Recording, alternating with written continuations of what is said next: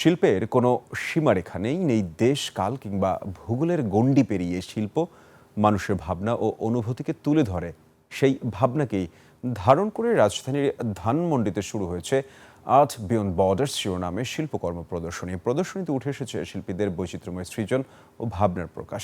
বিস্তারিত সুমাইয়া খানের রিপোর্টে। শিল্পের ভাষা কখনো একটি নির্দিষ্ট সীমানায় আটকে থাকে না। শিল্পের ক্যানভাসে ব্যক্তিগত অনুভূতি যেমন উঠে আসে, তেমনি প্রতিফলিত হয় সমাজ ও সময়ের নানা বাস্তবতাও। আর সেই সীমাহীন শিল্পভাবনাকে সামনে রেখে সাজানো হয়েছে চিত্রকর্মগুলো আর্ট বিয়ন্ড বর্ডার্স। ধানমন্ডির শফিউদ্দিন শিল্পালয়ে এই প্রদর্শনীতে ঢাকা বিশ্ববিদ্যালয়ের চারুকলা অনুষদের 1998-99 সেশনের শিক্ষার্থীরা তাদের শিল্পকর্মগুলো প্রদর্শন করছেন।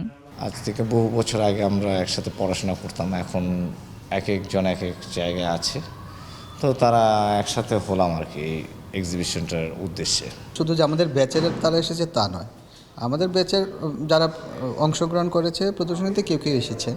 এছাড়া আরও বিভিন্ন ইয়ারের বা যারা শিল্প অনুরাগী শিল্পবোদ্ধা তারা এসেছেন। রং, রেখা আর নানা মাধ্যমে শিল্পীদের সৃষ্টিশীলতার বহুমাত্রিক প্রকাশ। পথ চলা, অভিজ্ঞতা, ব্যক্তিগত অনুভব, সমাজ বাস্তবতা ও সমকালীন চিন্তার নানা প্রতিফলন দেখা যায় তাদের শিল্পকর্মে। হঠাৎ চলে এলাম, ভাল লাগলো। খুব নতুনত্ব কাজ, অনেক বৈচিত্র্য আছে কাজে, বিভিন্ন মিডিয়ার কাজ, ওটাই দেখে খুব ভাল লাগলো। ওরা খুব পারদর্শী এ ব্যাপারে, নিত্য নতুন কাজ যেটা আগে আমরা সচরাচর দেখতে পাই না। বিভিন্ন জায়গায় আর্ট এক্সিবিশন হলে আমি ঘুরে ঘুরে দেখি, এটা আমার কাছে খুব ভালো লাগে। আয়োজকদের প্রত্যাশা এই প্রদর্শনী শিল্পী ও দর্শকদের মধ্যে একটি সৃষ্টিশীল সংযোগ তৈরি করবে। পথ চলতে বন্ধুর কোনো বিকল্প নেই। হ্যাঁ, এই যে বাংলাদেশের আজকের যে অবস্থাটা বা এই দক্ষিণ এশিয়ার যে অবস্থাটা, আমরা কেউ কারো এলাই নেই, ঠিক আছে? তো বন্ধুরা যৌথবদ্ধ হলে একটা শক্তি তৈরি হয়, এই শক্তিটা ধারণ করেই আমরা পথ চলতে চাই। এটাই হচ্ছে এই এক্সিবিশনের মূল।